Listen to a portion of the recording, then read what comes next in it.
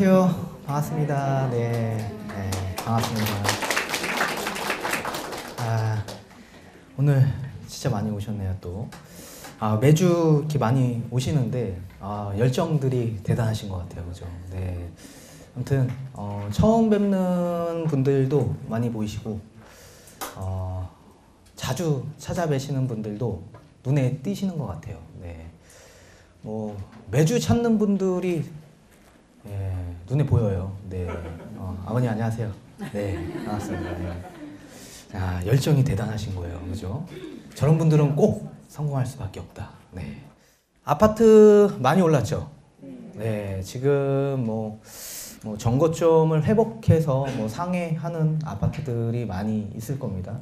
그럼 과연 이 아파트들을 지금 매수해도 될까라는 질문을 굉장히 많이 주십니다. 지금 매수해도 될까요? 지금 고점 아니야? 이제 떨어지는 거 아닙니까? 이렇게 질문해 주시는 분들이 많아요. 저는 답변해요. 그렇게 하실 거면 투자하지 말라고. 네, 그렇게 말씀을 드립니다. 서울의 집값이 왜 상승됐죠? 서울의 집값. 알고 계시나요? 응? 규제가 들어가서. 그리고 집이 부족해서. 그쵸. 사실 우리는 이미 다 경험을 했습니다. 집값이 왜 상승했는지에 대해서 우리는 이미 다 경험을 했다고요. 근데 왜 잊고 사십니까? 왜 잊고 살아요? 경험을 했는데 왜 자꾸 잊어먹죠? 이해가 안 가는 거예요. 이미 집값 상승에 대한 시그널을 이미 얹어줬습니다. 근데 왜 자꾸 잊고 살죠? 집값이 상승된 요인은 단 하나예요. 공급이 부족해서.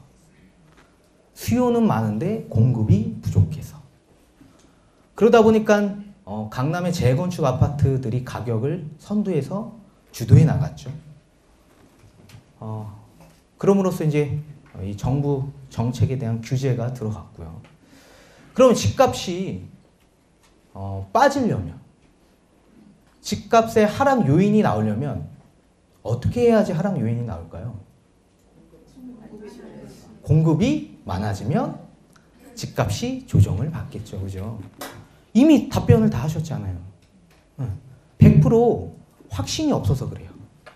본인에 대한 확신이 없는 거예요. 근데 이미 시그널을 다 줬다고요. 지금 상황에서 집값이 잡힐 수 있다라고 생각을 하십니까? 아니에요. 이미 그 막강한 8.2 대책, 9.13 대책, 분양가 상한제 여러 대책들이 나와도요. 집값이 잡혔나요? 아니라고요.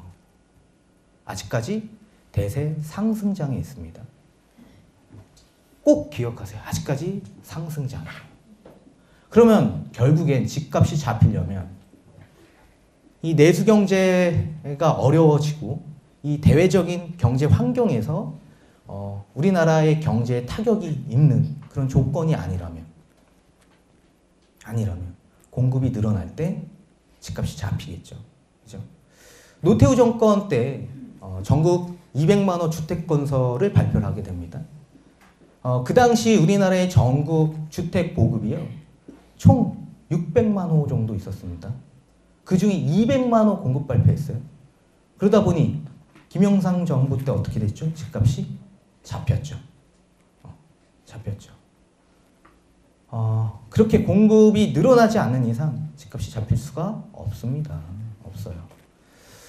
시장 경제의 당연한 원리인 거죠. 당연한 원리인 거예요. 그래서 아직까지는 장세가 살아있다. 단 이번 연도 또한 단기적인 조정이 다 찾아왔습니다.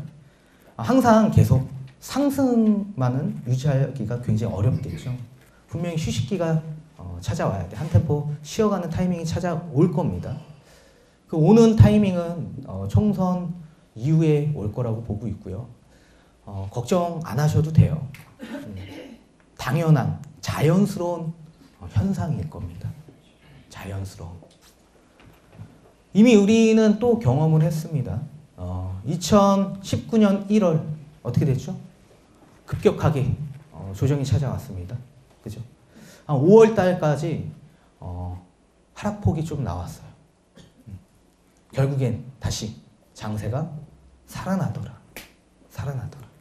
모든 정부 규제 정책과 모든 이러한 사항들로 인해 사실 단기적인 조정은 찾아올 수밖에 없다라고 보고 있어요. 그래서 그런 거에 생각을 조금 관점을 바꾸셔서 오히려 매수 타이밍의 기회를 보시는 게 좋으실 것 같다라는 말씀을 드리고 싶어요. 그렇다면 매수 시점은 언제로 잡아야 될까? 언제로? 매수 타이밍 잡기가 굉장히 어렵습니다. 그죠? 집값 뭐 부르는 게 자꾸 호가고 타이밍 잡기가 굉장히 어려워요. 이미 우리가 경험을 한 거에 대해서 생각을 할 필요가 있어요. 이미 집값이라는 이 시세는 이미 과거형이죠. 과거형이. 우리가 다 경험을 했던 집값들입니다. 그러면 우리가 경험했던 이 집값의 정고점과 전저점을 잘 파악할 줄 아셔야 돼요. 이 정고점과 전저점을 잘 파악을 한다면 매수 타이밍을 잘 잡을 수가 있더라. 이 또한 사람의 성향마다 또 달라집니다. 아무리 제가 A급인 아파트를 추천을 드려도요. 본인의 투자 성향에 맞지 않는 아파트를 받게 되면요. 매도 타이밍은 또 잘못 잡을 수가 있습니다. 매도 타이밍. 팔지 않아도 될 타이밍에 매도한다는 얘기예요. 그런 분들이 꽤나 많습니다. 꽤나 많아요. 아파트 투자는 성향마다 달라집니다. 투자성이 짙고 본인의 성향이 공격적이라면 내가 보고 있는 이 아파트의 전저점에서 이 정고점의 상승률이 높은 아파트를 보셔야 됩니다. 이해가 되시나요? 전저점과 정고점을 잘 파악한 이후에 전저점에서 정고점에 올라가는 상승률이 높은 부동산을 보시라는 말씀입니다. 볼게요. 투자성이 짙은 아파트는 어떤 아파트일까? 대치 팰리스를 한번 보도록 하겠습니다. 전부 다 30평대 기준이고요. 다 제가 조사한 겁니다. 지금의 2019년 10월은 30억 5천의 실거래가가 찍혀 있습니다. 이전의 전저점은요. 19년 4월이었습니다. 그 당시 26억 8천이었죠. 26억 8천. 이 전저점에서 정고점으로 올라가는 이 상승률이 굉장히 꽤나 높습니다. 그죠? 꽤나 높아요. 그리고 2019년 4월에 정고점은 2018년 9월입니다. 이 당시 28억 6천 정도의 실거래가 찍혀 있습니다. 지금 말씀드리는 이 시세는요, 이 당월 나와 있는 거래가의 평균치입니다. 평균치. 28억 6천에서 26억 8천까지 금액이 떨어졌습니다. 이 공격적이고 투자 성향이 높으신 분들은요, 이 투자성이 짙은 아파트의 성향을 잘 파악할 줄 아셔야 돼요. 이 투자성이 짙은 아파트의 성향은 떨어지는 폭도 크고 올라가는 폭도 크더라. 이 정고점의 바로 전저점이죠. 2018년 7월입니다. 이 당시 24억 2천을 찍었습니다. 24억 2천. 24억 2천에서 정고점을 올라가 보려 하니 약 4억 원 정도가 랠리했죠. 그렇죠? 마찬가지 이 전저점에서 이 정고점으로 올라가는 상승률 폭 또한 엄청나게 높아요. 그죠? 약 3억 정도가 올라갔습니다. 서초 프루지오 서밋을 한번 볼게요. 강남역 일대에 있는 아파트입니다. 2018년 4월 제일 전저점이었죠. 이 시기에 19억 3천이었던 게 2018년 9월 거래된 게 26억 7천이 거래됐습니다. 엄청나게 많이 올라갔습니다. 그죠? 네, 약 한 7억 정도는 올라갔다라고 보시면 돼요. 2019년 3월에 22억으로 가격이 떨어졌습니다. 이 떨어지는 폭도 어떻게 해요? 크더라. 약 얼마 떨어지죠? 4억 정도가 떨어졌습니다. 대신에 이 전저점 대비 이 전저점이 어떻게 되죠? 올라가 있죠. 그죠? 마찬가지 2019년 3월에 22억이었던 게 2019년 10월 지금의 정고점이 26억 5천까지 올라갔습니다. 아파트라는 게요, 사실 계속 상승만을 이루기는 어렵습니다. 이런 굴곡들이 항상 있어요. 특히나 재건축 같은 경우에는 더욱더 굴곡이 심하겠죠. 그래서 투자성이 짙은 아파트는 이런 굴곡이 심해요. 반포 아크로 리버파크 보겠습니다. 2018년 4월이 제일 최저점이었습니다. 2018년 기준에서 25억 2천이었던 게 2018년 9월 이때 이제 913이 나왔던 거죠. 31억까지 가격이 올라갔고요. 2019년 4월에 25억까지 다시 떨어졌어요. 그리고 2019년 10월에 어떻게 되죠? 30억 6천까지 가격이 올라갔습니다. 마지막 마포 레미안 프루지오 마레프를 볼게요. 2018년 5월에 12억 4천까지였던 이 전저점이요. 2018년 9월 14억 7천까지 가격이 올라갔고요. 2019년 올해 2월에 또 하락장이 찾아왔죠. 이 시기에 11억까지 떨어졌습니다. 약 3억가량 떨어졌죠. 그리고 다시 저번 달 정고점이죠. 14억 8천까지 찍었습니다. 네. 이 말씀을 제가 왜 드릴까요? 그럼 도대체 이 아파트를 보고 뭘 느끼죠? 매수 타이밍을 언제 잡아야 될까요? 다시 단기 조정이 찾아올 때 잡아라. 단기 조정이 찾아올 때. 2019년 1월부터 4월까지 어떻게 됐죠? 금액이 많이 내려갔어요. 그 시기에 거래량도 많이 축소됐고 굉장히 하락장이 찾아왔던 시기가 있었습니다. 그리고 6월부터 장세가 다시 살아나기 시작했습니다. 알고 계시나요? 눈에 얘기했죠. 세미나 때 계속 얘기했잖아요. 근데 이 시기 때 어떻게 해요? 빠졌죠. 그러면 어떻게 해야 될까요?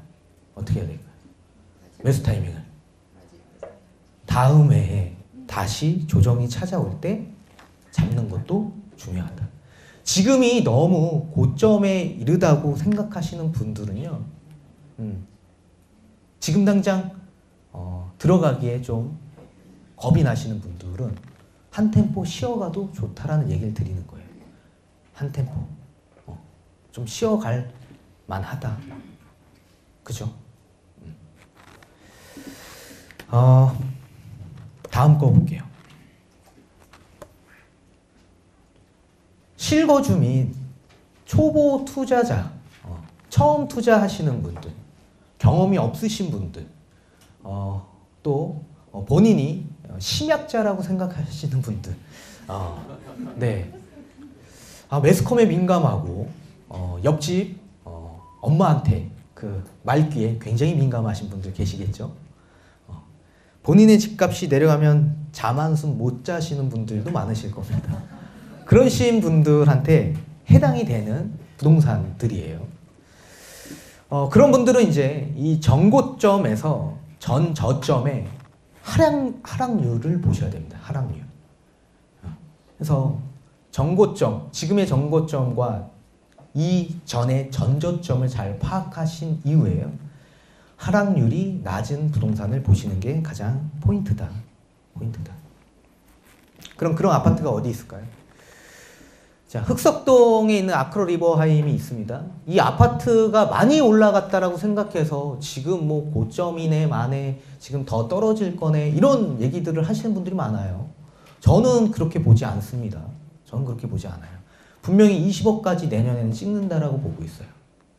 찍는다라고. 30평대 볼게요. 전 저점이요. 전 저점이 11억 7천이었습니다. 그죠? 2018년 1월에. 그 이후에 전고점이 2018년 9월 15억 8천이었습니다. 많이 올라갔죠. 그죠? 그리고 여기 있어. 2019년 1월부터 5월이 장세가 안 좋았다 그랬죠. 근데 얼마 나왔죠? 15억 3천 나왔습니다. 떨어졌나요? 안 떨어졌어요. 안 떨어졌습니다. 그러니까 방어가 굉장히 잘 되고 있다는 얘기예요. 방어가. 그리고 2019년 10월 지금의 전고점이 18억 2천까지 찍었습니다. 오히려 떨어지는 하락률은 거의 없었죠. 그죠? 없었죠. 근데 올라가는 상승률은 굉장히 높더라. 이유가 뭘까요? 얘네가 왜 이렇게 곽강을 받고 있죠? 워낙 입지가 좋죠. 뭐 흑석 1구역, 2구역 자체가 지금 사업성이 더디고 있고 11구역, 뭐 9구역도 좋아요. 근데 사실 이 흑석 1구역, 2구역이 좀 단절된 느낌을 줄 수밖에 없죠. 그죠? 그 주변이 아직도 노후화된 주택들이 많이 질비하죠. 근데 사실 9호선이라는 입지 조건이 이 아파트에 다 포함되어 있는 아파트입니다. 그죠? 바로 초역세권에 한강이 마주보고 있는 뷰가 또 나오고 있고요. 그죠? 그러니까 입지 조건이 굉장히 좋더라. 그래서 지역적 서열은 분명히 있겠지만 그 지역 일대가 탈바꿈이 된다면 지역적 서열이 바뀔 수 있다는 얘기를 또 드리는 거예요. 그리고 아파트는 아무리 그 지역이 좋다라고 하더라도 개별성이 있습니다. 개별적이란 얘기예요. 그 지역 입지가 아무리 좋고 개발 권역이 많다라고 하더라도 내 아파트의 사용 가치가 떨어진다면 그 아파트는 떨어질 수밖에 없어요. 이해가 되세요? 자, 금호역 앞에 있는 옥스파크 힐스를 보도록 하겠습니다. 30평대. 2018년 7월에 전저점이었어요. 이 시기 때 11억 5천까지 나왔습니다. 11억 5천. 2018년 9월 전고점이에요. 13억 2천까지 올라가고요. 2019년 6월 장세가 안 좋았던 하락장이 찾아왔던 이 시기에 12억 6천까지밖에 안 내려갔습니다. 거의 변동률이 없었죠. 그죠? 변동폭이 크지 않았다. 약 1억도 안 되는 이 금액이 내려간 거예요. 몇 천만 원밖에 안 내려간 거다. 그리고 다시 2019년 10월에 14억 1천까지 실거래를 찍었습니다. 지금의 전고점이죠. 호가들은 이거보다 다 높아요. 높아요. 옥스파크 힐스 한 15억까지 부릅니다. 15억대 부르고 있어요. 이것도 보시다시피 전 고점에서 전저점의 이 하락률이 굉장히 낮았다. 요 앞전에 보신 아파트와는 굉장히 다른 수치를 보이고 있습니다. 그죠? 옥스파크 힐스는 왜 이렇게 또 강할까요? 이 또한 입지 조건이 굉장히 좋죠. 굉장히 좋아요. 3호선 금호역과 두 정거장만 가면 압구정의 입지를 넘나들 수 있습니다. 약 지하철로 타면 5분도 안 되는 거리죠. 네, 5분 정도 거리. 강남 진입할 수 있고 위쪽으로 가면 또 뭐죠? 충무로. 그죠? 을지로 일자리가 또 밀집되어 있는 곳이죠. 그러니까 직주 근접이 굉장히 좋은 거죠. 그죠? 한강도 인접되어 있고 그러다 보니까 사실 이런 아파트들은요 실수요가 또 많아요. 그러니까 수요층이 두텁다 보니까 아무리 장세가 안 좋아도 어떻게 돼요? 지역적인 방어가 되더라. 방어가. 자, 서대문역 일대 한번 보시면 경희궁 자이라고 있습니다. 도심이죠, 도심. 30평대. 2018년 2월에 12억이었던 게 2018년 9월에 16억까지 상승을 했고요. 장세가 안 좋았던 2019년 5월에 14억 2천에 실거래가 됐습니다. 이 또한 사실 큰 폭의 하락률은 찾아보긴 좀 어려워요. 그죠? 이거의 전저점보다 더 높은 가격이죠. 그죠? 높은 가격이에요. 앞전에 보신 거는 다 비슷하거나 낮았거나, 그죠? 얘네들은 전저점보다 훨씬 더 높은 상승률을 보이고 있어요. 2019년 10월에 15억 9천까지 또 가격이 올라갔습니다. 여기 호가는 이제 16억대 부르고 있죠. 경희궁 자이 또한 굉장히 희소하죠. 도심 일대에 아파트가 있습니까? 다 땅의 용도가 뭐죠? 상업지요. 상가와 시장, 업무 시설들이 다 혼재되어 있는 곳들이죠. 상업지역이다 보니까 땅값이 높죠. 그러니까 아파트 짓기에는 굉장히 불리함이 있습니다. 그러니 어떡하죠? 아파트가 없는 거예요. 도심에. 그러니까 굉장히 희소하죠. 그죠? 항상 계속 얘기하는 건 희소성을 얘기하고 있어요. 저는 항상. 희소성을 잘 봐야 됩니다. 그 희소성은 결국엔 공급과 수의 원칙과 비례한 얘기예요. 공급이 부족하면 희소성이 뚜렷할 수밖에 없는 거죠. 그죠? 고덕 레미안 힐스테이트 고레일을 볼게요. 2018년 7월에 11억 5천까지였던 실거래가가요.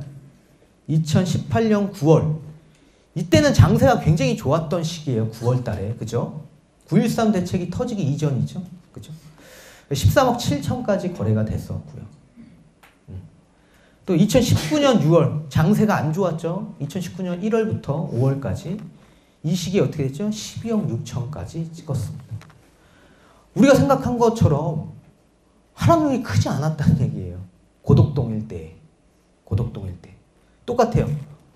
그라시움 지금 들어가도 될까요? 라고 질문하신 분들 많아요. 근데 그 주변에 그라시움 나오기 이전에 대장은 고레일이었죠. 이 아파트를 보면 얼추 우리가 예상할 수 있습니다. 2019년 10월 정고점이 14억 1천까지 찍었습니다. 1천까지. 그러니까 상승률은 높되 하락률은 높지 않다라는 걸 볼 수 있어요. 지금의 전저점과 이 전저점의 차이, 가격의 차이를 한번 보실까요? 11억 7천이었던 게 10억 3천으로 오히려 가격이 상승이 됐었고요. 11억 5천이었던 게 12억 6천으로 가격이 올라갔고요. 12억대가 14억 2천까지 가격이 올라갔고요. 11억 5천대가 12억 6천까지 가격이 올라갔습니다. 하락률이 거의 없다라는 얘기예요. 오히려 계속 상승을 보고 있다. 근데 올라가는 폭이 요 전에 봤던 아파트보다는 상승률이 조금 적죠. 적죠. 그렇기 때문에 이런 분들은 안전한 투자 방식으로서 이런 아파트를 보시는 게 가장 효과적이다. 효과적이다. 그런 말씀을 드리고 싶어요. 자, 그러면 장기적으로 바라봤을 때는 사실 재건축만한 아파트가 없습니다. 우리 이미 다 경험했어요.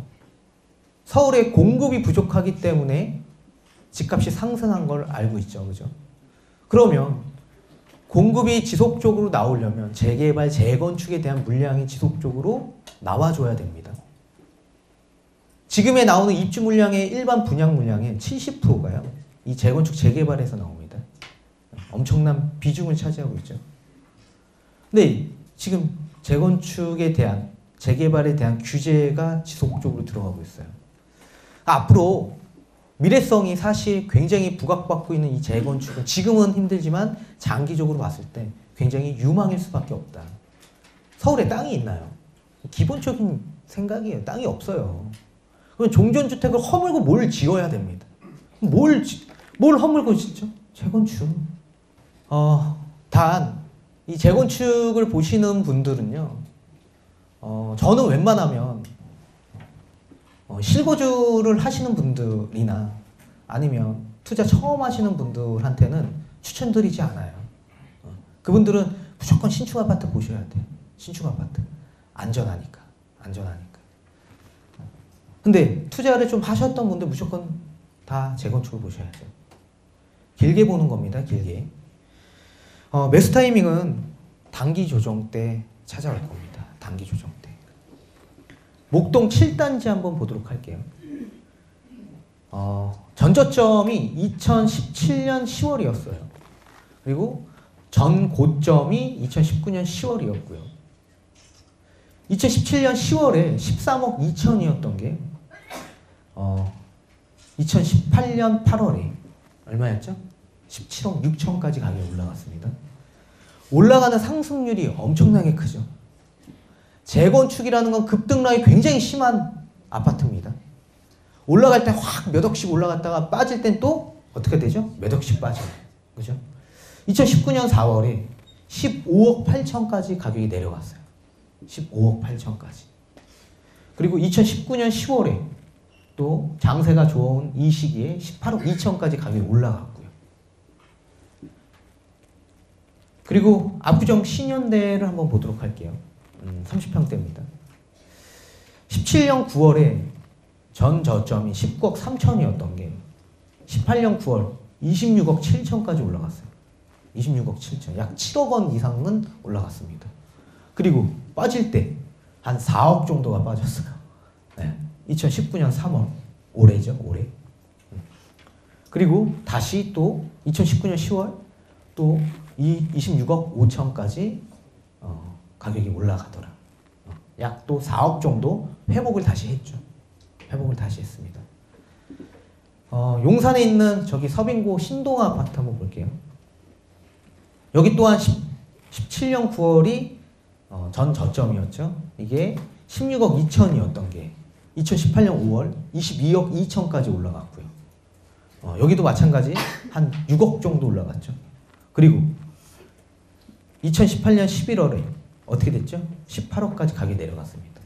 한 4억 정도가 빠졌어요. 그리고 다시 2019년 10월 지금의 정고점이에요. 22억 2천까지 다시 회복을 했습니다. 그죠? 회복을 했어요. 여기서 뭘 느끼죠? 뭘 느끼죠? 재건축은 매수 타이밍을 이 전 저점인 이 시기에 맞춰서 보셔야 된다. 근데 이 전 저점들이 이거의 전 저점보다 가격이 높죠. 그죠?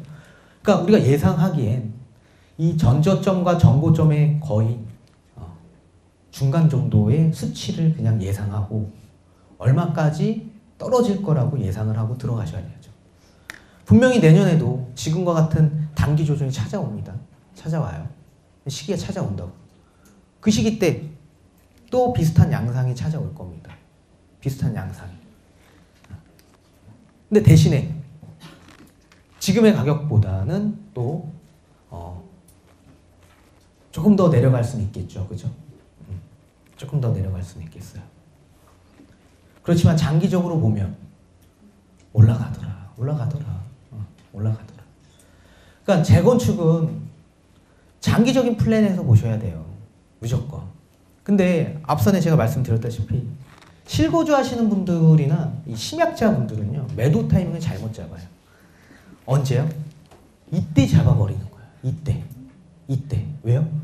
내 집값이 몇 억씩 빠지는 게 눈에 보여요. 보여요. 잠을 자겠냐고요. 그러니까 이때 한참 부부싸움이 많이 날 겁니다. 네, 부부싸움이 많이. 왜 재건축을 해서 괜히 몇 억씩 빠져서 한 해 만에 이런 얘기들이 또 나와요. 그러니까 어떡하죠? 장기적인 플랜에서 봐야 돼요. 그러니까 웬만하면 이런 재건축, 재개발은 투자를 좀 하셨던 분들이 보시는 게 좋아요. 아시겠나요?